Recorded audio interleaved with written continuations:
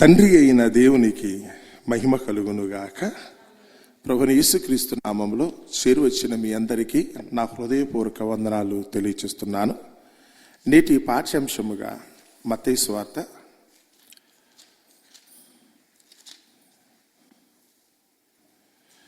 27వ అధ్యాయము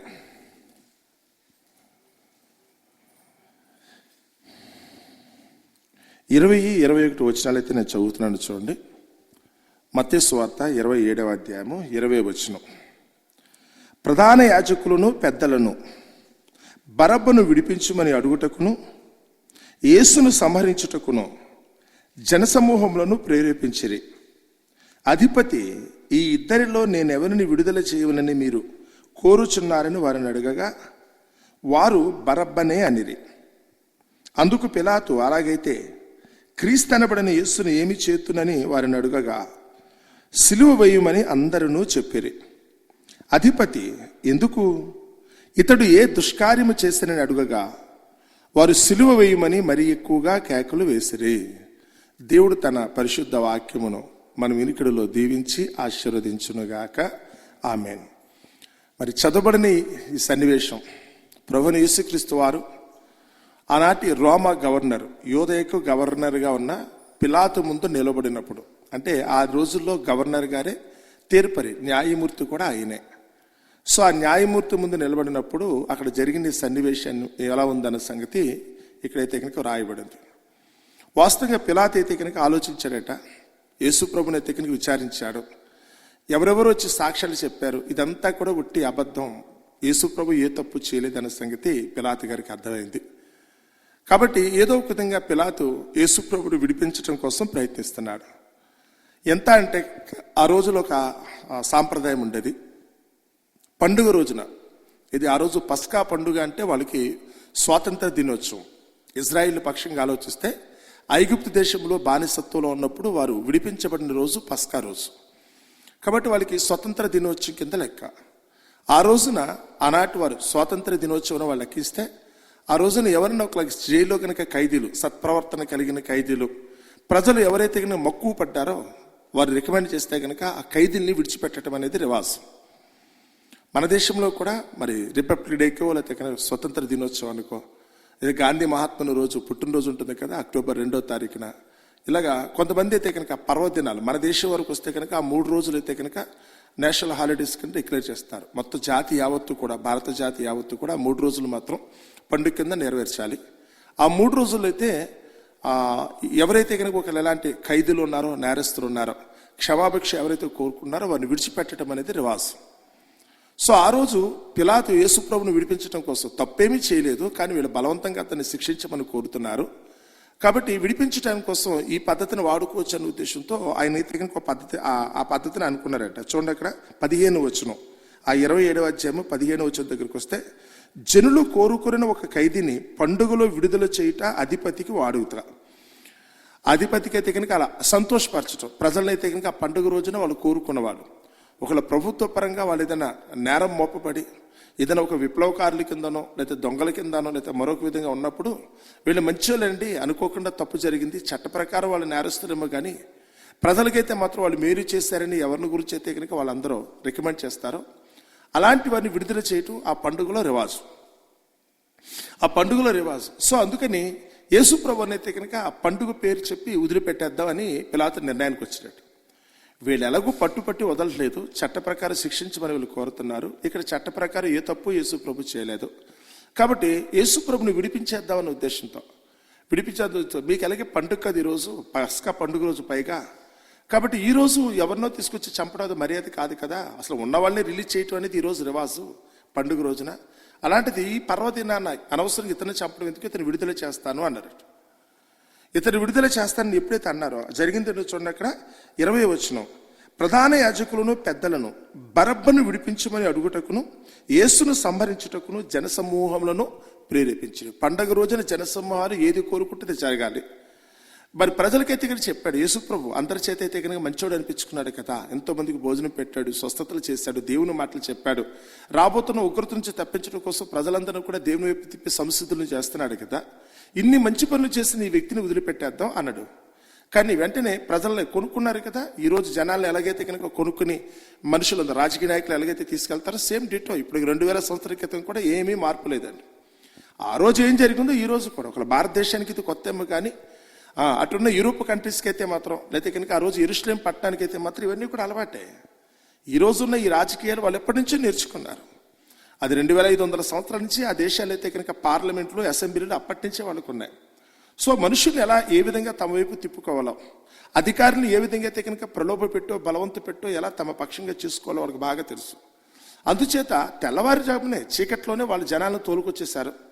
వాళ్ళందరూ ఒకే పెట్టుగా అరుస్తున్నారట. వీళ్ళు చెప్పిన మాటలు బట్టి ప్రధాన యాజకులు పెద్దలు ఏదైతే చెప్పారో, ఏమని చెప్పారు? బరబ్బను విడుదల చేయాలి. అంటే బరబ్బ అంటే కనుక ఆ రోజున ఒక బందిపోటు దొంగ, ఒక విప్లవకారుడు, ఏదో ప్రజల స్వాతంత్రం కోసం అని చెప్పి ప్రభుత్వాల మీద తిరుగుబాటు చేసినందుకు గాను ప్రభుత్వం అయితే కనుక తీసుకెళ్లి జైల్లో పెట్టింది. ఆ జైల్లో పెట్టిన బరబ్బను అయితే కనుక విడుదల చేయాలని, యేసు ప్రభుని సంహరించాలని చెప్పి వీడు స్లోగన్ ఇవ్వటం మొదలు పెట్టారట. బరబ్బను విడుదల చేయాలి, యేసును సంహరించాలి. తెలుసు కదా మనకి, మనలో బాగా అలవాటు. ఎలక్షన్ ప్రచారాలకు వెళ్ళినప్పుడు ఇవాళ వీళ్ళు తిడతారు, రేపొద్దున వాళ్ళు తిట్టి వీళ్ళని పొగుడుతారు. మామూలు రోజు ఉన్నదే కదా. సో అందుకోసం చెప్పి ఇదే పద్ధతిని వాళ్ళందరూ పాటించారట. జనాలు ఎక్కువ మందిని గ్యాదర్ చేశారు. ఆ రోజు శాంతి భద్రతలు, అందుకే పండుగ రోజు అయితే కనుక లాండ్ ఆర్డర్ డిస్టర్బ్ కాకూడదు అనేది పిలాతు ఎక్కువ కోరిక. పండుగ రోజు అయితే కనుక ప్రపంచ దేశాలు దాదాపు 120 దేశాల నుంచి అక్కడ జనమంతా వస్తారు. వాళ్ళందరూ కూడా అయితే కనుక యాత్రికులుగాను లేకపోతే కనుక భక్తులుగా వాళ్ళందరూ అక్కడికి వస్తారు. వీళ్ళందరూ ఇక్కడికి వచ్చినప్పుడు వీళ్ళందరి ముందు ఇలాంటి యాజిటేషన్ కనుక జరుగుతున్నట్టయితే, ఈ కార్యక్రమం జరుగుతున్నట్టయితే ఆ నోట ఈ నోట మళ్ళీ ఏమైపోద్ది? వీళ్ళు వెళ్ళిన చోటకి 120 దేశాల వాళ్ళు వెళ్ళి ఆయా దేశాలు చెప్తారు, ఏమనమ్మా అక్కడైతే పిలాతు గవర్నర్ ఉన్నట్టట, అతను ఏదో చేశారట, ప్రజలందరూ కూడా ఒకటే గొడవ, అక్కడ మమ్మల్ని పండగ కూడా ప్రశాంతంగా చేసుకోలేదు, అక్కడ పెద్ద గొడవ అయిందని చెప్పి మొత్తం ఇదంతా కూడా ప్రచారం చేస్తారు. ఈ ప్రచారం చేస్తే కనుక ఈ న్యూస్ ఎక్కడికి వెళ్ళిపోద్ది? కైసర్ చక్రవర్తి వరకు వెళ్ళిపోద్ది. ఆ కైసర్ చక్రవర్తి సెంట్రల్ గవర్నమెంట్ అన్నట్టుగా అక్కడ వరకు వెళ్ళిపోద్ది, రోమ్ పట్టణానికి వెళ్ళిపోద్ది. ఎప్పుడైతే రోమ్ పట్టణానికి వెళ్ళిందో ఇప్పుడు పిలాతుని ఎక్స్ప్లెనేషన్ అడుగుతారు, ఏం జరిగింది, నీకు ఆ మాత్రం కూడా చేత కలదా? పండగ రోజును కూడా అల్లరి లేకుండా చూసుకుంటే నీకు ఈ మాత్రం కూడా తెలియదా? అలాంటప్పుడు నువ్వు ఎందుకున్నావు అని చెప్పి ఇతను పదవి పీకేస్తారు. సో ఇతను పదవి కాపాడుకోవాలనుకుంటే ముందు అల్లరి చేయకుండా చూసుకోవాలి. అల్లరి కానియకుండా ఉండాలనుకుంటే వాళ్ళు కోరుకున్న పని చేసేయాలి. ఇంతకేం కోరుకున్నారు ఆనాటి ప్రజలు? ఒక బందిపోటు దొంగను కోరుకున్నారు. యేసు ప్రభుని మాత్రం సిలువ వేయమని కోరుకున్నారు. బందిపోటు దొంగ మాకు కావాలి చాలు, యేసుని మీరేం చేసుకుంటారనుకున్నా పర్వాలేదు. లేకపోతే యేసుని విడిచిపెట్టిన పోన్లే ఆయన వెళ్ళిపోతే కుదరదు, అలా కూడా కుదరట్లేదు. మాకు బందిపోటు దొంగ కావాలి, యేసు ప్రభుని అయితే కనుక విడుదల చేయాలి, చంపేయాలి. ఏం కావాలి చెప్పండి. ఎప్పుడైతే కనుక అలా ప్రేరేపించారో జరిగింది ఏంటో చూడండి అక్కడ. అందుకు పిలాతు, క్రీస్తు అనబడిన యేసుని ఏమి చేతు నేను వారిని అడుగగా సిలువ వేయమని అందరూ చెప్పారు. అక్కడ ఉన్న ప్రజలందరూ కూడా ఒకే పెట్టుగా, ఎందుకంటే కనుక ఆల్రెడీ వాళ్ళు కొనబడిన వారు కదా, వాళ్ళకి ఎప్పుడైతే కనుక డబ్బులు ఇచ్చి అక్కడ తెచ్చుకుంటారో ఆటోమేటిక్ వీళ్ళందరూ ఇదే మాట మీద ఉంటారు. ఈరోజు కూడా ప్రజాభిప్రాయం అనుకున్నప్పుడు ఈరోజు వాల్యూ లేదండి. ఈరోజు ఒక ఎన్నికలు జరిగినప్పుడు కూడా అందులో జరిగేదానికి వాల్యూ లేదు. ఎందుకంటే కనుక ప్రతిదానికి అమ్ముడుపోవటమే కదా, నిజమేదో అబద్ధమేదో కూడా తెలియట్లేదు. వారు మెచ్చుకున్న నిత కనుక నమ్మే వాళ్ళు హృదయపూర్వకంగా అవతల వ్యక్తిని ఎన్నుకున్నారంటే చెప్పలేని పరిస్థితి. ఎవరు డబ్బులు ఇస్తే వాళ్ళు, ఎవరు ఎక్కువ డబ్బులు ఇస్తే వాళ్ళు, దాంతో అయితే కనుక వాళ్ళు వెళ్ళిపోతారు. ఎప్పుడైతే కనుక ఇలా అన్నారో యేసు ప్రభుని అయితే కనుక చిలువ వేయటానికి తప్ప ఇంక వేరే ఛాన్స్ లేకుండా పోయింది. అల్లరి చేసేస్తున్నారు, గొడవ ఎక్కువైపోతుంది. వీళ్ళు చెప్పినప్పుడు కూడా పండుగ పేరు చెప్పి యేసు ప్రభుని విడుదల చేద్దామని కూడా కుదరదు. మీరు యేసు ప్రభుని విడుదల చేయకపోయినా పర్లేదు, బరబ్బను విడుదల చేయకపోయినా పర్లేదు, యేసు ప్రభుని మాత్రం చంపేయండి అంతే. వాళ్ళు కోరుకునేది అయితే మాత్రం యేసు ప్రభు చావుని, పండగ రోజున అయితే కనుక యేసు ప్రభు యొక్క చావును వాళ్ళు కోరుకుంటున్నారు. ఏదైతే కనుక వాళ్ళ స్వతంత్రాన్ని ఒకరు కనుక దేవుడు ఇచ్చాడు అనుకున్నాడో, దాదాపు ఇప్పటికి 3500 సంవత్సరాల క్రితం ఇశ్రాయేలుకి స్వతంత్రం అంటే ఎట్టు చూపించాడు దేవుడు. ఎవరి ప్రభావం లేకుండా, ఏ రాజు పెత్తనం లేకుండా, ఏ అధికారి లేకుండా దాదాపు వాళ్ళైతే కనుక 500 సంవత్సరాల పాటు స్వేచ్ఛగా బ్రతికారు. అసలు ఎవరి పెత్తనం లేదు, ఎవరు అడగరు. ఎవరి మనస్సాక్షిని బట్టి వారు బ్రతికేటట్టుగా దేవుడు పరిపూర్ణమైన స్వతంత్రాన్ని ఇశ్రాయేలీ ప్రజలకైతే కనుక రుచి చూపించాడు. సుసంపన్నమైన దేశంలో, ఒకటి చూస్తే పాలు తేనెలు ప్రవహించే దేశంలో, చక్కటి ఆరోగ్యకరమైన ఆహారం దొరికే దేశంలో, విలువైన ఖనిజాలు దొరికే దేశంలో వారిని అయితే కనుక స్వేచ్ఛగా 500 సంవత్సరాలు బతికించాడు. చూపించడం కోసం అయితే కనుక ఆ స్వేచ్ఛను చూపించడం కోసం దేవుడు వారికి ఆ ఏర్పాటు చేశాడు. కానీ 1500 సంవత్సరాలు గడిచిన తర్వాత యేసు ప్రభునైతే కనుక అదే రోజున చంపేయడానికి ప్రమాణించుకున్నారు. ఏ దేవుడైతే వాళ్ళకి స్వతంత్రం ఇచ్చాడో ఆ దేవుని కుమారుని యేసుక్రీస్తుని ఆ రోజు చంపేయాలని కోరుకున్నారు. స్వతంత్రం ఉంటుందా ఉండదా? ఇజ్రాయెల్ యొక్క స్వతంత్రం ఆ రోజు అయితే కనుక ముగిసిపోయిందండి. యేసుప్రభుని చంపిన రోజునే వాళ్ళైతే కనుక చేజేతులా దేవుడు వారికి ఇచ్చిన స్వతంత్రాన్ని పోగొట్టుకున్నారు. దేవుడిచ్చిన దేశాన్ని పోగొట్టుకున్నారు. దేవుడిచ్చిన స్వేచ్ఛ, స్వతంత్రత, ఆనందం అనుకున్నప్పుడు అన్నీ పోగొట్టుకుని దేశ దిమ్మర్లో తిరిగారండి. ఇప్పటికి 2000 సంవత్సరాల నుంచి దేశ దిమ్మర్లుగానే ఉన్నారు వాళ్ళు. ఇప్పటికీ పరిపూర్ణమైన దేశం అని చెప్పడానికి కూడా లేకుండా ఇజ్రాయెల్ దేశం అని చెప్తున్నవే తప్ప ఇప్పుడు కూడా కొన్ని దేశాలు ఆ దేశం యొక్క ఉనికిని అంగీకరించవండి. ఇప్పటికీ ఆ దేశ ప్రజలు అనుకున్న వాళ్ళు, అంటే యూదులు అనుకున్న వాళ్ళు ఎవరైతే ఉన్నారో, ఇజ్రాయిలీలు ఎవరైతే ఉన్నారో వారందరూ ఇప్పటికీ ఆ ప్రపంచ దేశాల్లో చెదిరిపోయి అక్కడే నివాసం ఉన్నారే తప్ప ఈ రోజు కూడా ఆ దేశానికి వాళ్ళు వెళ్ళలేదు. ఎందుకంటే వాళ్ళే కావాలని చెప్పి స్వతంత్ర దినోత్సవం అనుకున్న రోజున కూడా ఆ స్వతంత్రం ఇచ్చిన యేసు ప్రభువును వాళ్ళు చంపేశారు. వాళ్ళు కోరుకునే విధానం అయితే కనుక వాళ్ళు అలాగే వచ్చండి. అధిపతి అంటున్నాడు, ఎందుకు ఏ దుష్కార్యం చేశాను, చంపేయండి చంపేయండి అని ఇంత గొడవ పెడతారు ఎందుకు, అతను ఏ తప్పు చేశాడు అని అడిగారట. వారు సిలువ వేయమని మరీ ఎక్కువగా కేకలు వేశారు. ఇక వాళ్ళు సమాధానం చెప్పే ఓపిక కూడా లేదు. ఎందుకంటే కారణం ఏం చెప్తారు, వాళ్ళ మనసులో ఒకటే, మా ప్రధాన యాజకులు చెప్పారు, మాకు డబ్బులు ఇచ్చారు, మేము అరుస్తున్నాం అంతే. మా వాళ్ళు మమ్మల్ని పిలుచుకున్నారు, మాకు కావాల్సింది పోయించారు ఉన్నది కదా. ఈరోజు మన దగ్గరికి వచ్చినప్పుడు కూడా జస్ట్ ఊహించుకుంటే సరిపోద్ది. మా నాయకులు ఎవరైతే ఉన్నారో, కుల నాయకులు కావచ్చు, మత నాయకులు కావచ్చు, రాజకీయ నాయకులు కావచ్చు, ఎవరైతేనే మా వాళ్ళు చెప్పారు, మేము అరుస్తున్నాం అంతే. దీనివల్ల మాకు నష్టమా లేకపోతే కనుక మేలు కలుగుతుంది ఇవన్నీ మాకు తెలియదు. మా వాళ్ళు చెప్పారు, నేను అరుస్తున్నాను అంతే. వాడు అది అందుకుని అంటున్నాడు, చూడండి ఒకసారి, మీరు ఎవరో ఏదో చేశారు, ఎవరో మీకు తాయిలు ఇచ్చారనే ఉద్దేశంతో వాళ్ళు ఇచ్చే కొద్దిపాటి ధనం కోసం కక్కుర్తిపాడి మీరు ఏది వద్దనుకున్నారో, ఏది కావాలనుకున్నారో మీకు అర్థమవుతుందా? మంచేదో చెడ్డేదో మీకు తెలుస్తుందా? ఏది నీచమో ఏది ఘనమో మీకు గుర్తుపట్టగలిగేంత స్థితి వస్తుందా? ఇవేమీ తెలియకుండా ఊరికైతే గుడ్డిగా ఫాలో అవుతున్నారు. ఎవరేదైనా చెప్తే కనుక వెళ్ళిపోతున్నారే తప్ప అందులో వాళ్ళు చెప్పిన మాటలు ఔచిత్యాన్ని గురించి అయితే కనుక కొంచెం కూడా మాట్లాడలేదు. వారు చెప్పిన మాటలో ఉన్న ఔచిత్యం అంటే ఇప్పటికీ మీకు అర్థం కాలేకపోతుంది.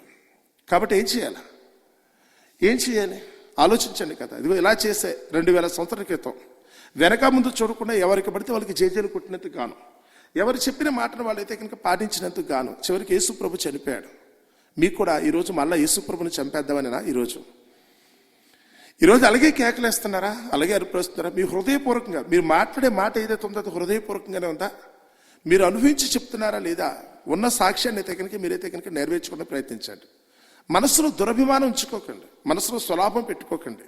ఇప్పుడు కూడా చేసే పని అయితే కనుక నాకు మాత్రమే కాదు, నా చుట్టూ ఉన్న సమాజానికి కూడా మేలుకరంగా ఉంటుందా? నా దేశానికి అయితే కనుక ప్రయోజనకరంగా ఉంటుందా? నేను ఏదైతే ఈరోజు మాట్లాడుతున్నానో అదైతే కనుక ఏమన్నా ప్రయోజనకరంగా ఉంటుందా ఆలోచించాలి. కానీ ఆ రోజైతే కనుక ఆ ప్రధాన యాజకులు మత పిచ్చితో రగిలిపోయిన వాళ్ళు, జాతి పిచ్చి అంటారు కదా. ఈరోజు మన కులం అని ఏదైతే అనుకున్నామో ఆ జాతి గురించి వాళ్ళు మాట్లాడితే మా జాతే గొప్పది, మమ్మల్ని ఎవరో కూడా విమర్శించడానికి వీలేదనుకునే ఒకనాటి ఆశ ఏమన్నా అక్కడ దుర్మార్గమైన ఆలోచనతో ఆ రోజు యేసు ప్రభుని అయితే కనుక బలవంతంగా చంపేస్తారు. తప్పు చేయకపోయినప్పుడు కూడా ఒక బందిపోటు దొంగను చేస్తారు. ఆ సమయంలో చనిపోవలసిన ఒక బందిపోటు దొంగ బరబ్బా, కానీ బరబ్బాని విడుదల చేయించి ఆ స్థానంలో ఎవరు నుంచోబెట్టారట? యేసు ప్రభు నుంచోబెట్టేశారు. ఒక నిర్దోషిని కూడా ఈరోజు దోషాన్ని నిరూపిస్తున్నారు. ఈరోజు ఒక హంతకుడిని కూడా అయితే కనుక మంచోడని బయటికి తీసుకొచ్చేస్తున్నారు. ఇగో ఈరోజు కూడా పెద్ద తేడా లేదండి. ఇప్పుడు కూడా దేవుడు అదే ఉదాహరణ చూపిస్తాడు. ఒకసారి యేసు ప్రభుని చూడండి, అలా చంపేశారు. ఈరోజు మీరు కూడా అదే చేస్తున్నారుగా. దొంగలు అనుకున్న వాళ్ళందరూ స్వేచ్ఛగా తిరుగుతున్నారు, ఈరోజు నిర్భయంగా తిరుగుతున్నారు. మర్డర్లు చేసిన వాళ్ళు, మానభంగాలు చేసిన వాళ్ళు, బ్యాంకులు దోచేసుకున్న వాళ్ళు కూడా చాలా గౌరవంగా తిరుగుతున్నారు ఈరోజు. కానీ ఏ చిన్న తప్పు చేయని వారు కూడా ఏదైనా ఒక మాట జారాడనో లేకపోతే మరొకటి అనుకున్నా కారణం లేకుండా, ఏదో సైకిల్కి బెల్లలేదనో బ్రేకులు లేవని చిన్నప్పుడు చెప్పేవారండి. పోలీసు వారు ఎందుకు అరెస్ట్ చేస్తారనుకుంటే కనుక రీజన్ అది చెప్పేవారు. హంతకుల్ని ఎవడో పట్టించుకోరండి, హంతకుల్ని ఎప్పుడు కూడా గౌరవంగా చూస్తారు. ఈరోజైతే కనుక మన పరిస్థితి కనుక అలాగే ఉంది. దొంగలను అయితే కనుక స్వేచ్ఛగా తిరగనిస్తున్నాం. ఓ నిజాయితీ పరునో యథార్థవంతునైతే కనుక తీసుకెళ్లి ఉరికంబానికి ఎక్కించే పరిస్థితులు ఇప్పటికి కూడా ఉన్నాయండి. అందుకని ఎవరు కావాలి నీకు అని కనుక సమస్య వస్తే, ప్రశ్న వేస్తే ఎవరు కావాలి నీకు? దొంగ కావాలా, యేసు ప్రభు కావాలంటే ఈరోజు మనం ఎవరిని కోరుకున్నా తెలుసా? ఆ దొంగోడే బెటరు. వాడు వెళితే 4 దొంగతనాలు చేసి ఎంతో కొంత సొమ్మట్టుకొచ్చి నాకు ఇస్తే, ఆ దొంగతనం చేసిన సొమ్మైనా నాకు ఇస్తే నేను సుఖపడతాను కదా. యేసు ప్రభులో నాకు సుఖం దక్కదు కదా. ఆయనైతే కనుక అది తినొద్దు, ఇది తినొద్దు, ఇలా చేయొద్దు, అలా చేయొద్దు అంటాడు. ఈ దొంగోడైతే కనుక వాడిని సమర్థించాలనే ఉద్దేశంతో వాడు దోచుకొచ్చి మన చేతిలో పెడతాడు.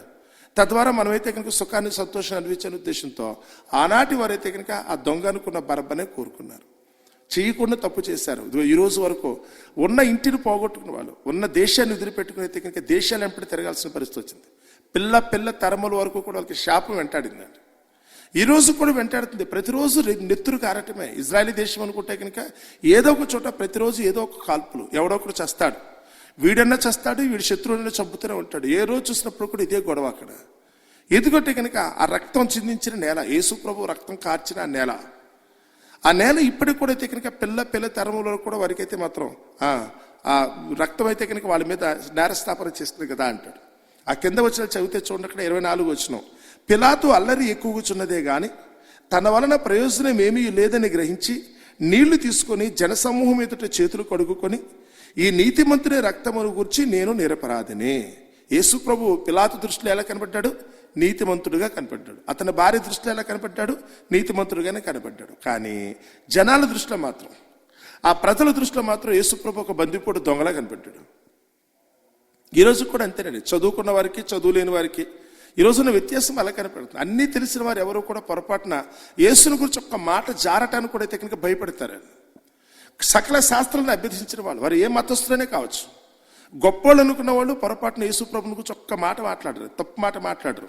ఎందుకంటే ఆయన చరిత్ర అలాంటిది, ఆయన గొప్పోడు. కానీ ఏమీ తెలియని అరకొర జ్ఞానంతోనో మిడిమిడి జ్ఞానంతోనో ఉంటారు. చూస్తారు కొంతమంది ఖాళీ ఆకులు ఉంటాయి. వీళ్ళకి ఏమీ తెలియక యేసు ప్రభుని గురించో లేకపోతే కనుక వాళ్ళు నమ్ముకున్న వారి గురించి నీచంగా మాట్లాడుతున్నది వీళ్ళకి అలవాటు. వాళ్ళు నీచులు కనుక నీచంగానే మాట్లాడుతున్నారు యేసుని గురించి. గొప్పోళ్ళు అనుకున్న వాళ్ళు ఎప్పుడు కూడా యేసు ప్రభుకి, గొప్పోళ్ళకే యేసు ప్రభు గొప్పోడుగా కనపడతాడండి. ఈయన నీచులు కనుక్కున్నప్పుడు ఏమో వాళ్ళ బుద్ధి అనుకుంటా, వాళ్ళకి తగ్గట్టుగానే యేసు ప్రభు కనపడుతున్నట్టున్నాడు. అందుకని పిలాతు అయితే మాత్రం యేసు ప్రభుని అయితే కనుక నీతిమంతుడుగానే సంబోధించాడు. ఈ నీతిమంతుని రక్తమును గురించి నేను నిరపరాధిని, మీరే చూచుకున్నాడని చెప్పాను. అప్పుడు వాళ్ళేమన్నారట?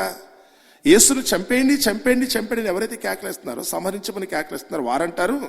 అప్పుడు అందుకు ప్రజలందరూ వాని రక్తము మా మీదను మా పిల్లల మీదను ఉండుగాక అని. ఎవరి మీద ఉండాలట? పోతే వాళ్ళు పోయారు. యేసు ప్రభు రక్తాన్ని బట్టి జరిగే శిక్ష, దేవునికి ఉగ్రత వాళ్ళ మీద పడితే పోతే పోయింది. కానీ ఆ రోజు వాళ్ళు ఏమని పిలుచుకున్నారట? మీ అతని రక్తం, నువ్వు అతను నీతిమంతుడని చెప్తున్నావు కదా, సర్లే ఆ నీతిమంతుడి రక్తం మా మీదను మా పిల్లల మీదను ఉండాలి. శాపం ఎక్కడ వరకు తీసుకొచ్చారు వాళ్ళు? ఒట్లు పెట్టేసేవాళ్ళు ఈరోజు చాలా మంది ఉన్నారండి. నా పిల్లలతోడు అంటారు కొంతమంది, చేయరాని దౌర్భాగ్యమైన పనులు చేసి, వీళ్ళు మామూలు కాదు, పచ్చి చేయకూడనైతే ఇక్కడికి ఇలాంటి పనులు చేసి చివరికైతే మాత్రం పిల్లల్ని అడ్డం పెట్టేస్తే వాళ్ళు చాలా మంది ఉంటారు. నువ్వు చేసిన తప్పుకి నీ పిల్లల జీవితం ఎంత సర్వనాశనం అయిపోతుందో తెలుసా? నువ్వు అన్నావు కనుక నీ మాట చొప్పునే సహజంగా ఏ తల్లి అయినా తండ్రి అయినా కానీ కనుక్కున్న బిడ్డల దగ్గరికి వచ్చినప్పుడు వారు కనుక్కున్నందుకు నేనేమైపోయినా పర్వాలేదు, నా బిడ్డలు బాగుండాలని కోరుకుంటారు. కానీ ఈరోజు తిక్కిన మనం చేసే తప్పులు, పైకి మాత్రం వాళ్ళకి భోజనం పెట్టి వస్త్రాలు ఇచ్చినా చేయకుండా దేవునికి విరోధంగా మనం చేయకుండా పనులు చేయటం వల్ల మనకు పడే శిక్షలో భాగం ఎవరికి వచ్చేస్తుంది? మన పిల్లలకు కూడా వెళ్ళిపోతుంది, తరతరాలకి వెళ్ళిపోతుంది అంటాడు. నిజమో అనటానికి ఈరోజు ఇశ్రాయేలు చరిత్ర దానికి తార్కాడు. ఒకప్పుడు గొప్ప మహోన్నతిగా బతికిన వాళ్ళే చివరికి యేసుప్రభు విషయంలో వాళ్ళు చేసిన పెద్ద పొరపాటును బట్టి ఇగో ఈ రోజు వరకు కూడా నెత్తురి కారుతూనే ఉంది. మా మీద రక్తం ఉండాలని వాళ్ళు కోరుకున్నారు. ఈ రోజు కూడా యెరూషలేము మీదలో రక్తం కారుతూనే ఉంది. ఆ ఇజ్రాయెల్ దేశంలో ప్రతిరోజు మీరు టీవీ న్యూస్ చూస్తే కనుక ఎక్కడో ఒక చోట ఎవడొకడు పోతూ ఉంటాడు. ఒకనొకడు చంపుకుంటూనే ఉంటారు. వీళ్ళని చంపుతారు, వాళ్ళని వీళ్ళని చంపుతారు. రీజన్ అంటే కనుక రక్తానికి వాళ్ళు అలవాటు పడినట్టుగా ఆ నీతిమంతుల రక్తం మా మీద ఉండాలని అన్నారట. ఈరోజు మనం కూడా ఏమంటానో ఒకసారి ఆలోచించండి. 1-10 సార్లు చూడండి. మనం అండి మనుషులకి విరోధంగా తప్పు చేస్తే అదొకటి, దేవునికే విరోధంగా మనం తప్పు చేస్తే కనుక జరిగే పరిణామాలు ఎన్ని తరాల వరకు ఉంటుందో తెలుసా? దేవుని ఆజ్ఞని ధిక్కరించటం. యేసుప్రభుని గురించి వచ్చినప్పుడు నోరుంది కదని వాగేకండి. చాలా మందికి ఆ సంగతి తెలియకైతే కనుక యేసుని గురించి నీచంగా ఏదో మేము గెలవాలన్న ఉద్దేశంతో మాట్లాడుతాం. మంచిది, ఆ సమయానికి మీ ఒంట్లో ఉన్న దాన్ని బట్టి, ఆ పొగరుని బట్టి, గర్వాన్ని బట్టి మీరు మాట్లాడతారేమో. కానీ నేను దేవుడు చెప్పినా వినను అనుకునే రకాలు ఉన్నాయి కదా. మంచిది, నువ్వు ఆగుతున్నావు అనుకో, సరిపోద్ది. నువ్వు ఎంత కష్టపడినది మిగిలితే సరి కదా. చివరికి నువ్వు చేసిన తప్పు నువ్వు అనిపించడమే కాకుండా అది నీ పిల్ల తరములు కూడా వస్తుంది. ఇది శాపం కాదండి, ఇదైతే నిబంధన అంతే, చట్టం, రూల్ అంతే. ఇదేదో ఎవరో వచ్చి నీకు చెప్పిస్తున్నాను అంటానికి ఏమీ లేదు. అది రాయబడిన మాట అంతే. అది రాయబడిన మాట, నేనేం తీర్పు చెప్పను. ఆల్రెడీ దేవుడు ఎంతమంది రాసిందే మీ దగ్గరికి వస్తుంది కదా అన్నాడు ఆయన. ఈరోజు అది సజీవంగా కనపడుతుందండి. ఒకళ్ళు మీరు చూడలేదేమో, లోక చరిత్ర గురించి మీకు అర్థం కాదేమో. ఏదో ఇజ్రాయెల్ దేశం అంటే ఏంటో, అక్కడ ఏం జరుగుతుందో మీకు తెలియదు. కానీ వెళ్ళి చూసొచ్చానండి. ఈరోజు కూడా వాళ్ళందరూ కూడా ప్రాణభయంతో బిక్క చచ్చిపోయి కూర్చున్నారు. ఇప్పుడు ఏ ప్రమాదం వస్తుందో తెలియదు, ఏ బాంబు వాళ్ళ మీద పడిపోద్దో తెలియదు, ఎవడొచ్చి ఎవరిని కాల్ చేస్తారో కూడా తెలియదు. ఎప్పుడు చూసినా గొడవే 2000 సంవత్సరాల నుంచి గొడవ, మామూలు కాదు. ఈ గొడవ 2000 సంవత్సరాల నుంచి యేసుప్రభుని చంపేసిన రోజు నుంచి వాళ్ళ పతనం ప్రారంభమైంది. ఈ రోజు వరకు వాళ్ళకైతే దారి తన్ని లేదు. ఎందుకంటే కనుక ఏ తప్పు చేయని యేసుప్రభుని వాళ్ళు శిలువలో చంపేస్తున్నందుకు. కానీ ఈరోజు మన దగ్గరికి వచ్చినప్పుడు కూడా మీకు కూడా యేసుప్రభు మాట చెప్పబడుతున్నప్పుడు మీకు ఆయన కార్యములైతే కనుక రుజువుగా చూపించబడుతున్నప్పుడు ధిక్కరిస్తున్నారేమో జాగ్రత్త. తోలను అడగండి. మీరు నమ్మకపోతే పోండి, మీరు నరకని బుదురు గారు ఏముంది దాంట్లో. కానీ అలా కాకుండా ఊరికి తోలనాడి కావాలని చెప్పే కనుక యేసుప్రభుని అవమానించే పరిస్థితికి వస్తే దానివల్ల కలిగే శిక్ష నీకు మాత్రమే కాకుండా కనుక్కున్న బిడ్డల మీదకి వచ్చే పరిస్థితి వస్తుంది. నీ కుటుంబానికి శాపంగా పరిణమించే పరిస్థితి వస్తుంది. అందుకని ఎవరు కూడా అలాంటి తప్పు చేయకుండా దయచేసి చెప్పిన మాటల్లో వాస్తవాన్ని గుర్తెరగండి. అన్నీ నాకు తెలిసాను అనకండి. కొంచెం చదువుకోండి, జ్ఞానవంతులుగా మారండి. ఇప్పటికైనా కనుక కొంచెం బుద్ధి తెచ్చుకుని లోకం అంటే ఏంటో, లోకంలో జరుగుతున్న పరిణామాలు అంటే ఏంటో, ఈరోజు మనం జీవిస్తున్న కాలం, అందులో మనం నెరవేర్చవలసిన బాధ్యత ఏంటో, ఏం తెలుసుకోవాలో, ఏం చేయాలో, ఏం చేయకూడదో ప్రతి ఒక్కరు కూడా వివేకంతో ఆలోచించి జ్ఞానయుక్తంగా నడుచుకోవాలని, ఆ దేవుని చిత్తాన్ని నెరవేర్చి రేపటి దినాన్ని ఆ పరలోకం చేరుకోవాలని మిమ్మల్ని అందరూ కూడా మనసారా కోరుకుంటే నా మాటలు ముగిస్తున్నాను. అట్టి కృప దేవుడు మనందరికీ దయచేయునుగాక. ఆమేన్.